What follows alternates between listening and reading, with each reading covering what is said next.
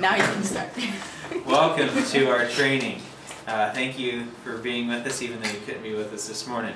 The first thing I wanted to do is go over the website and just kind of familiarize you with this. So if you're watching at home, you can get on the web and kind of follow along.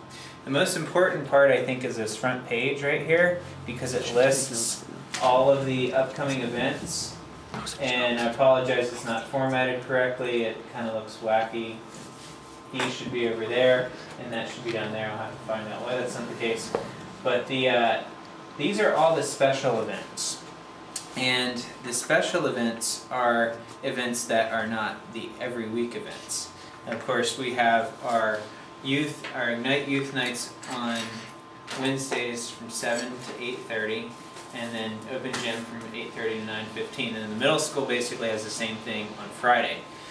That's every week. But stuff that's in addition to that is listed here. Like, for example, peer leader and youth core team training.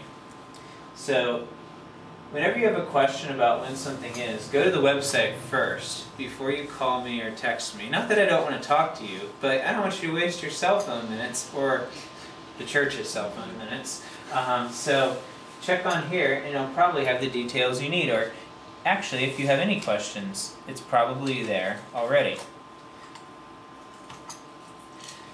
Okay, so that's the main thing I wanted to show you. Down here also is the like. If you haven't liked us yet, you definitely need to do that.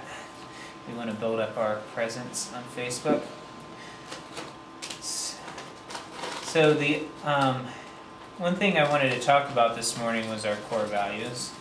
And if I was really creative, and since this is like a youth ministry thing, I would have had posters and markers and that stuff. But since you're peer leaders now, I can actually be a little bit more boring and just go over them. And it'll actually be a lot faster that way than having you make posters and stuff like that.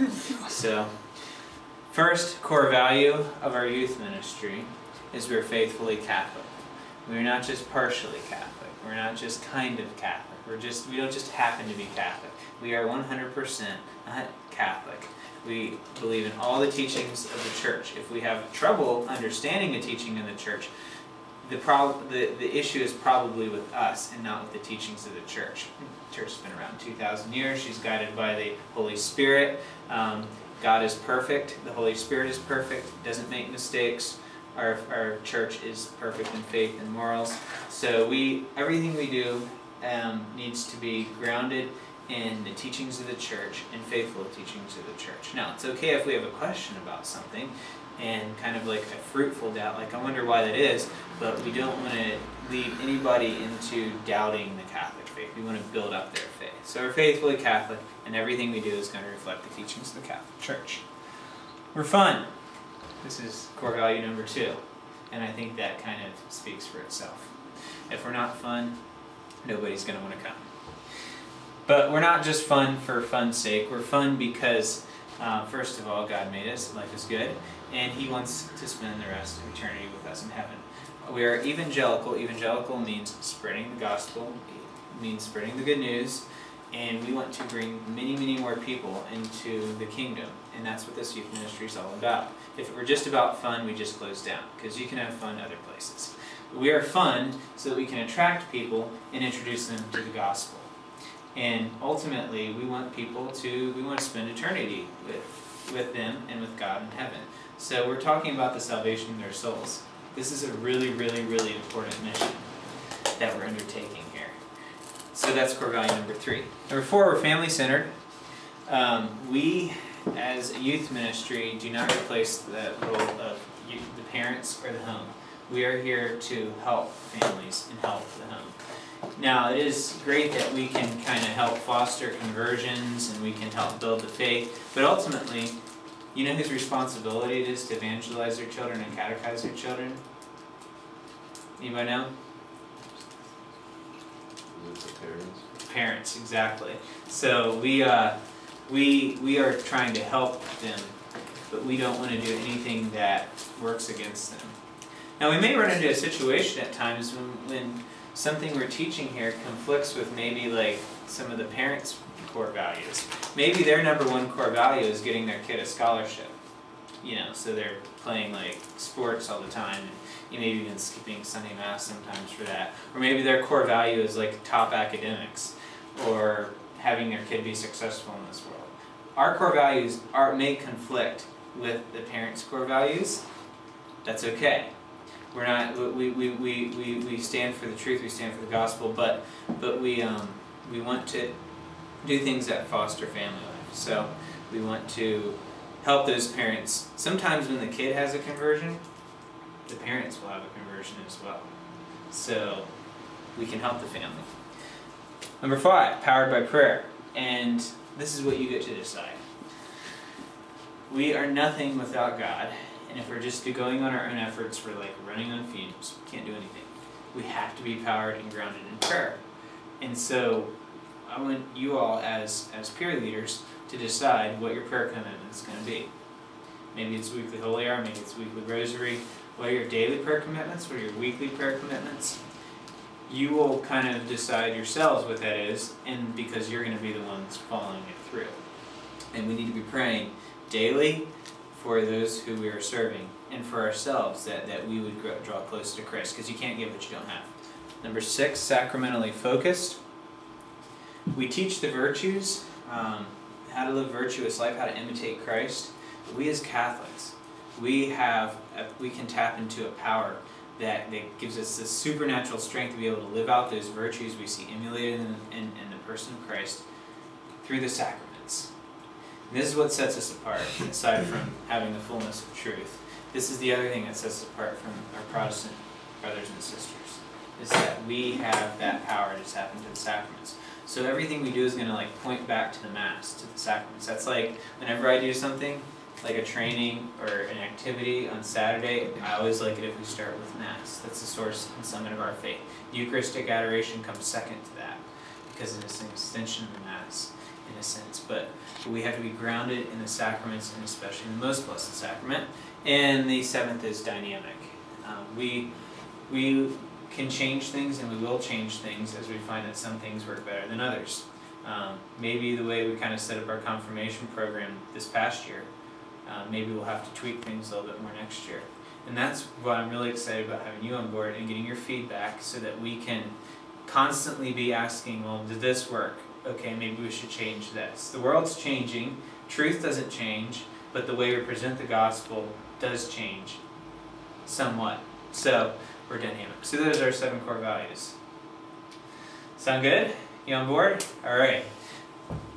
We got through that in like 5 minutes. Isn't that great? See, we didn't do posters, so it was okay.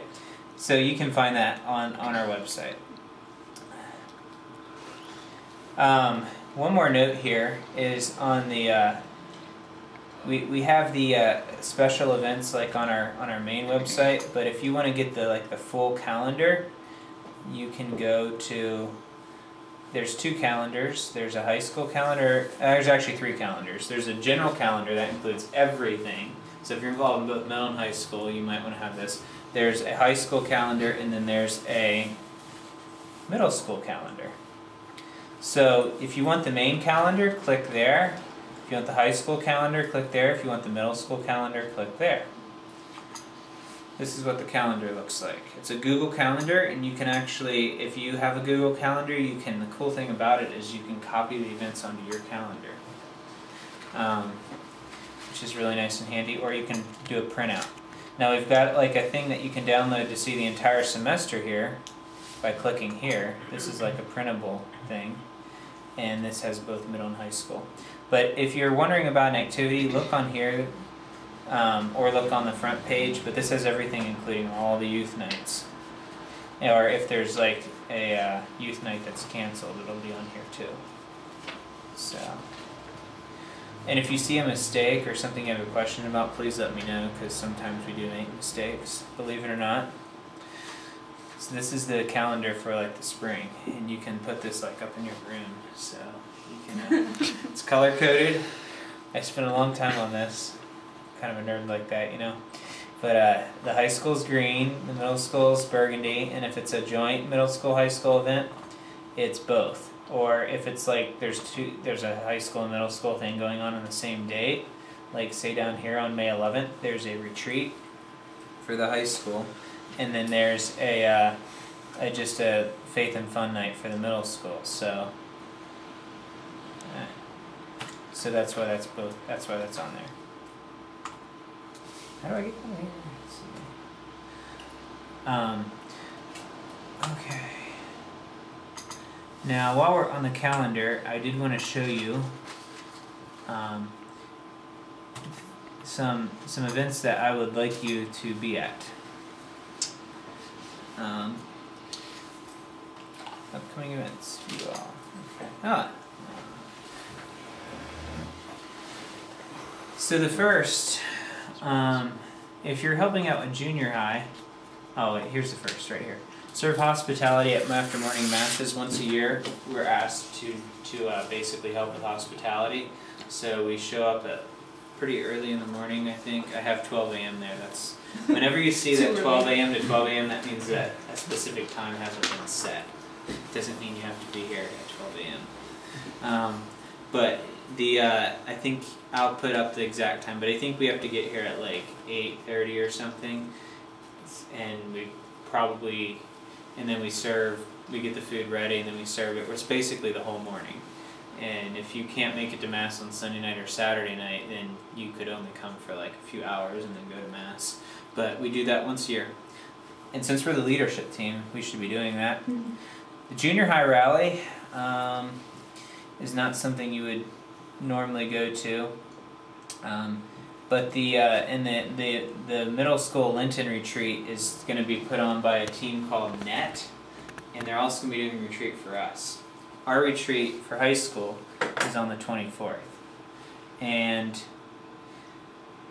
see, if you want to read more, just click read more. NET stands for National Evangelization Team, and they are young adults ages 18 to 28, and they go around the country for a year putting on retreats for middle and high school students. It's really cool. They go out in teams of 12. The team that's coming here, I'll have 7 girls and 5 guys. So if you want to host 2 guys or 2 girls at your house when they're here, that would be great. And so talk to Kit Verhofstadt. She's in charge of getting housing for them. But it's something you might want to consider. Maybe after college, or you want to take a year off from college. It's a really great thing to do. This retreat is open to all of the parishes in the deanery, so hopefully we'll get some people from St. Olas, right? And some people from Holy Trinity, and some people from St. Gabe's. It'll be in Poulsbo.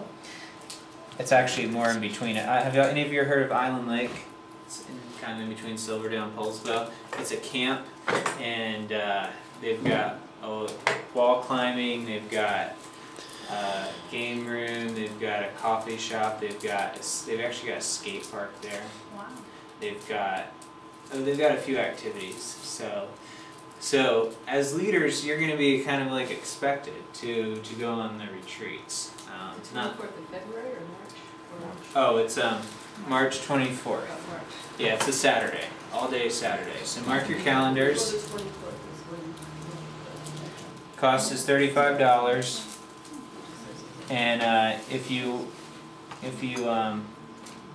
need a scholarship, we can provide that. Okay, so that's the first one. Now, ladies, we've got our high school girls retreat with Sister Miriam. So I hope you can all go on that, guys. Sorry, I can't come. But that's April 20th through 22nd.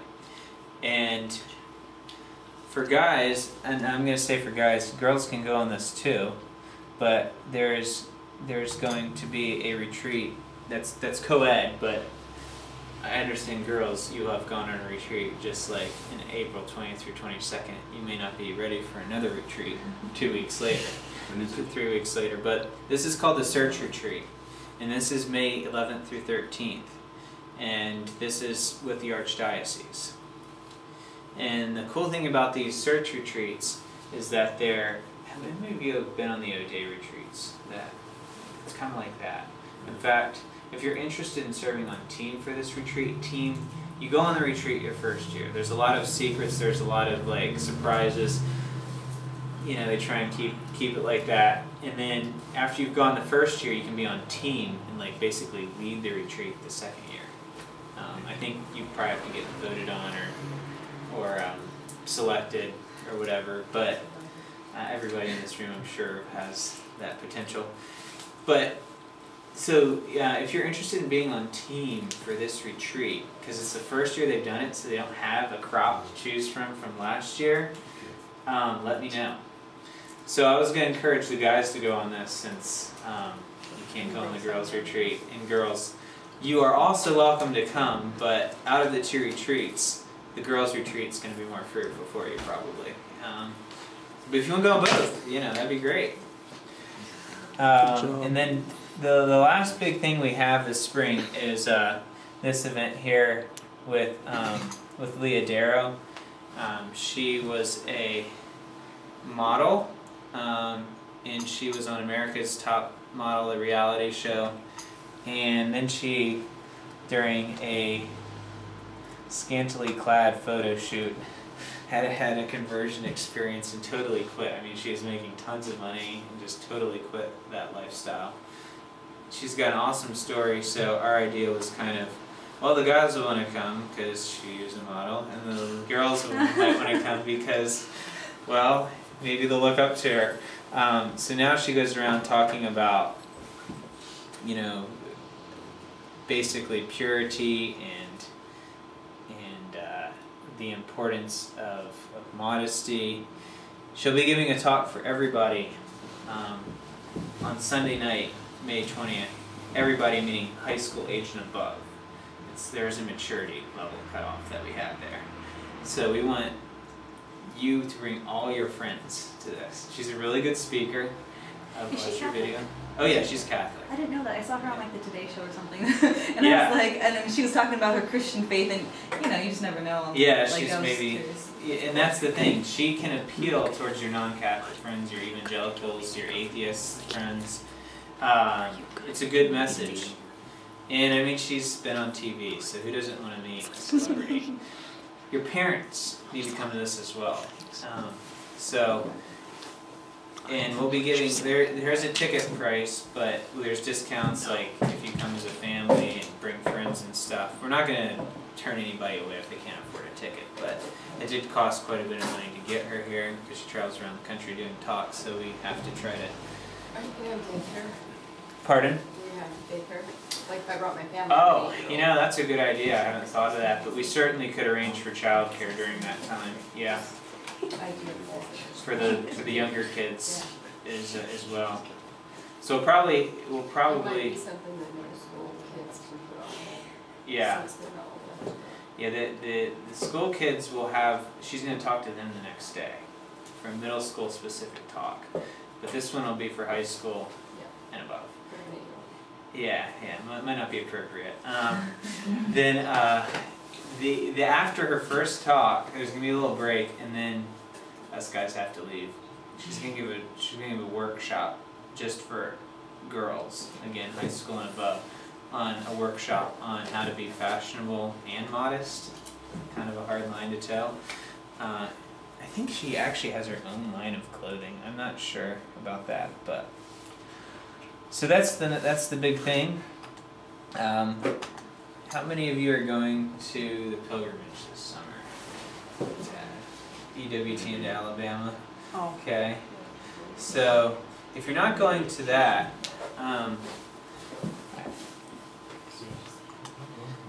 that's going to be the most awesome trip. But the second most awesome trip is this summer. Also is have any of you heard of Franciscan University of Steubenville? It's like the biggest Catholic, real Catholic. I'm not talking like just like Seattle University Catholic, but like solidly Catholic. No, it's not Seattle University there, but it's faithfully Catholic, and people are on fire for the Lord there. It's not so secularized. So anyways, Catholic University of America is getting a lot better. They're heading in that direction. But the problem with a lot of your universities as you're looking at schools is people may call themselves Catholic, but then in the classroom are professors will try to be discrediting the Catholic faith, or, you know, just doing things that are not good. So you want to go to a place that's faithfully Catholic. Anyway, Steubenville University's been putting on conferences for years. They go all throughout the summer. They have what's called Steubenville conferences, and thousands of youth come, and it's just great. You have to come if you're not going on the other trip. And that's at the end of July. It's much cheaper. It's only like $200 as opposed to $1,300. And that's at Gonzaga University in Spokane. So there we have it. We will have a leadership retreat sometime this summer to plan out the next year. It'll just be a one-day thing, and I have it set as August 10th, but the date will probably, we haven't really set that yet. We need to, it'll probably be something like during the weekday or a Saturday, and that'll be like if you went on the leadership retreat last year, it'll be the same thing. We'll have some fun, but we're going to actually plan out the next year and what activities we're doing. Alright, great. So, your role as a peer leader. It's actually kind of two roles that you can choose from, and part of it may depend on what night you're available. For high school, you are going to be pretty close in age to the people that you're serving. So you are going to be a straight up peer leader. These are the types of activities that we would like you to help with. Not all of them, because some of you have different talents than others, but here's some of them. Planning things, planning like events, and giving suggestions to Priscilla and me on planning what we should do for next year. Giving witness talks, leading helping an adult lead a small group. Kind of like the confirmation peer leaders did. Behind the scenes work, setting up. Those are the types of things that a peer leader does. A core member, your adult core members will be they will be leading a small group. They will be giving talks. You can give talks too. But your primary role is to kind of get your peers to come and get there. You have to get them there. That's really important, that they come, and then kind of keep them focused and be an example. For middle school, there's also the role of a core member, because there's a bigger age gap there, and you're not so close in age. You can actually be a core member, which means we could set you up with your own small group. These would be like 6th and 7th graders, maybe some 8th graders. There's a good 4 or 5 year gap there. So that's available to you if you want to help with middle school. In both roles, you will serve on what's called a planning team. And Priscilla will talk about that more, and help plan a youth night once a month. And you have to come to that one that you plan, unless you can't. For a grave reason. Okay. But you should try to come every week. And that's where we need your help.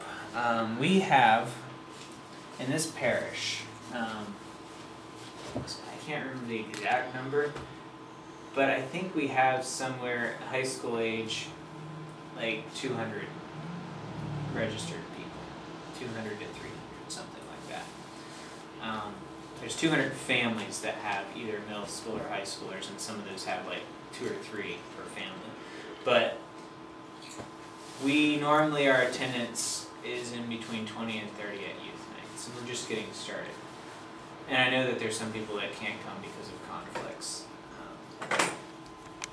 What we want to do is we want to get more people there so that they can be evangelized, so they can catch the fire of the Holy Spirit. It's not just about numbers, there's a greater purpose behind getting people there. The way people are going to come is if you, as their friends, give them positive peer pressure, or force them to come. You can force them to come, that's okay too. Bribery. At this stage in your life, you generally don't come to things unless your friends come. So you are going to be the catalyst for getting more people here. And us adults can kind of try to do that, but they're not going to come most of the time, unless they are invited by a friend. And then once you get in there, like the first time, are you coming next week? Are you coming this Wednesday? Are you coming tonight? You know, don't be afraid to give a little push. And then eventually the idea is that, oh, I like coming here, and you know what? I'm growing. Yeah, this is good for me, so I'm going to keep coming. That's what we need now. Of course, there's word-to-word, in-person, kind of positive peer pressure, but then there's also the social media, which I would love for you to. In fact, you need to be a part of helping us. How many of you have Facebook accounts? How many of you don't have Facebook accounts? Okay, is that by choice or? Might get one. I don't know. It is by choice. Yeah, and you don't have to have a Facebook account, but it really helps because what we're going to do is we're going to look at people that are already coming, or maybe are coming once in a while, and people that aren't coming at all, and we're going to say, for example, Kayla, here's 5 people. You need to get on Facebook, post on their wall, invite them to come tonight. If you see them in person, invite them. If they use text messaging, text them. And you'll each be responsible for helping get people here. Now this is important for our youth nights, but it's even more important for these retreats, because as many of you have experienced retreats, you get closer to God in retreats generally. More so than a youth night. Youth night's kind of like the consistent growth, but you're probably going to have better luck if they're like not on fire at all, if they're kind of mediocre in their faith. They come on a retreat, there's a good chance that might change. So we want to do that for youth nights, but we also want to do that for the retreats. The very first step that you need to take in getting people to this is what I do. I put out like the general stuff. How many of you see like on your news feed stuff from us? Okay, good. Once you like our page, then you'll start that person will start seeing stuff. So there'll be one more reminder for them. So, do you know how to invite somebody to like us on Facebook? I'll show you. Go to our website. And then click on this to go to our Facebook page. I dislike slow internet.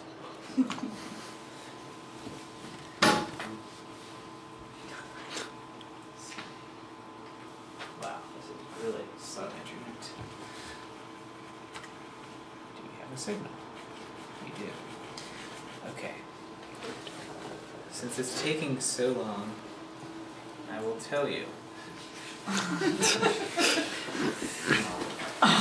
coming slowly.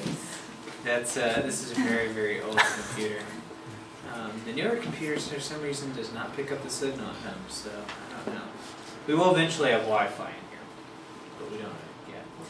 So on Facebook, when you go to our Facebook page, on the right-hand side, there's a thing that says like invite friends to, or tell friends about this.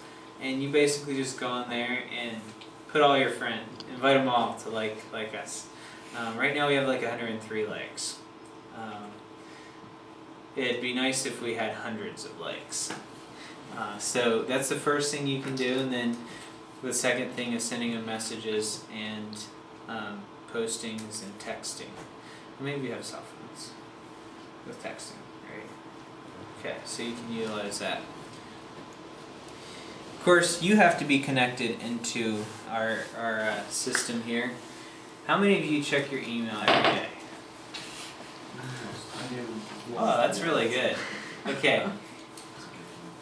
I want you. And how many of you said you have cell phones again?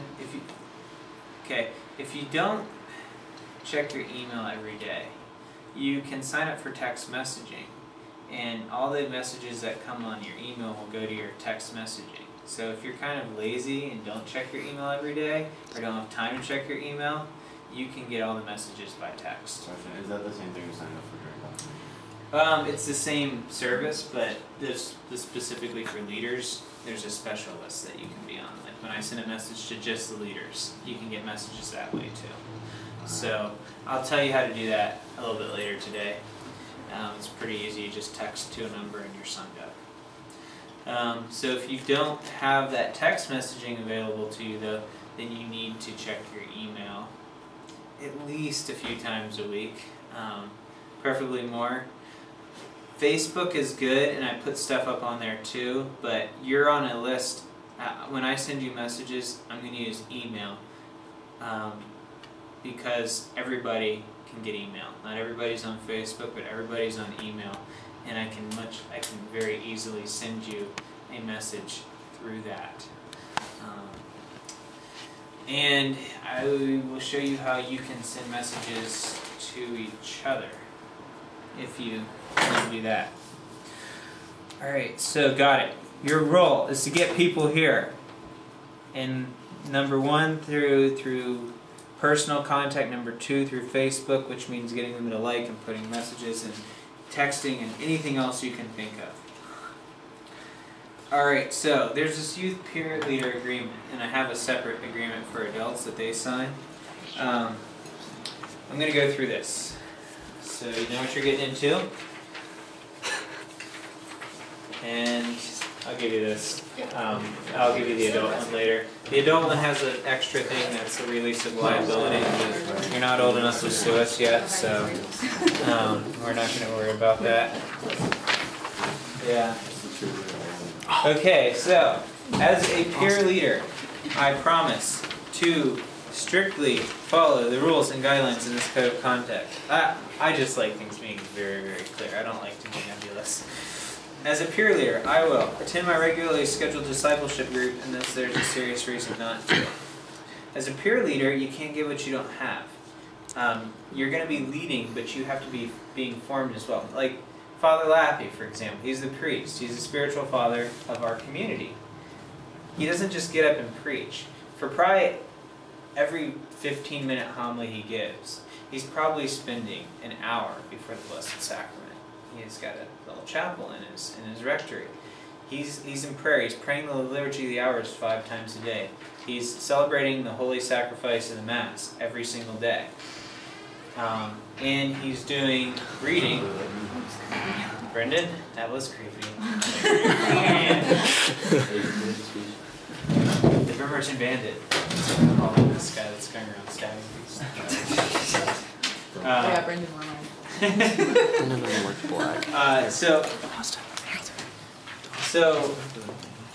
He's also does study. He does reading, and you have to follow the same model. I have to follow the same model. You have to be being formed, and that's why we require that you be in a discipleship group. We haven't set the frequency yet of how often the discipleship groups will meet. It'll probably be weekly. It'll be no more than weekly. It may be every other week, but the discipleship groups will basically start meeting right away. We're going to try and find a time that works for you, and it'll be led by one adult leader. And we'll talk about what studies you want to do, or what you want to, what you want to know more about, what you want to learn about, what you're hungry for. These discipleship groups not only give you more knowledge of the faith, because let's face it, you're the leaders, but not everybody's on fire. You all have shown some leadership. You have some flame of the Holy Spirit. You can go deeper when you're around people that are kind of like somewhat on the same page as you. The challenge we have with the confirmation small groups, if you're in that, is like not everybody's on the same page. You have some people that really want to be there and some people that don't. Well, these groups are going to be groups that we hopefully all want to be there. And there may be some days we don't want to be there, or we're really tired. But and because of that, we're kind of more serious. We want to go a little bit deeper than just the normal stuff. And then we want to hold each other accountable. these are gonna be a place where you can say, hey, you know, this is something you're struggling with. How's it going? And it's a place of confidentiality. It's a place where you can grow in your faith, and people, like, you'll be praying for your brothers or your sisters in that group. I have a quick question. Sure. Are these groups the same as the fraternals things, or this completely separate? That's kind of a part of it. I'm going to give you the big picture here of our plans in a little bit. All the leaders, yeah, this will continue into that. For Lenten season, we're gonna start this for Lenten season. I think that what we're going to do is we're gonna have a guys group and a girls group. How many girls? And I don't know what the total numbers are, but there's a book called the Gargoyle Code, and have you ever heard of the Screw Tape Letters by C.S. Lewis? So this is a book. It's a fictional book, but it's based on kind of the way things work. This demon is being coached by a master demon on how to make this young man basically, fall from the faith. And so every day of Lent there's like a 1-page or 2-page reading, and it's one of those books that you want to find out what happens next. So I thought this might be a good thing to start with because it's Lenten season. The book is really, really good in that it really cuts to the core of our motives. And he doesn't pull any punches. Like, he hits at people on this side, he hits on people on that side in terms of different types of personalities and different sins we face. So we'll basically you read 1 or 2 pages a day. What happened with me is I read the whole book in one sitting because I wanted to see what happened, and it only takes like 2.5 hours to read the whole thing. But that'll be the type of thing, and after that we can maybe go from there. But that's kind of what I had in mind for Lenten season. I think you're really going to enjoy it. Okay. Yes. The thing, read through this youth peer leader agreement. The thing I do want to highlight is the dress code. Don't wear tank tops or sleeveless tops, guys or girls. No inappropriate messages on clothing or suggestive language. And for ladies, it's because your clothing is a little bit more complicated than ours. Make sure you follow this, and because you're going to be setting an example. Skirts down to the knees.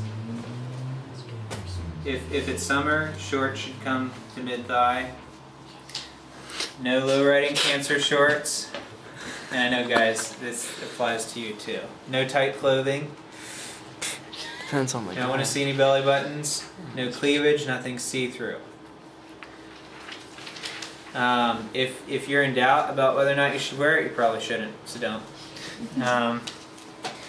When we have dress code violations, if it's a girl, you ladies, and more so the adult leaders, are going to be responsible for informing them. If it's just a mild violation, you just say, hey, next time. But if it's like really flagrant, then we will make people put on other clothes.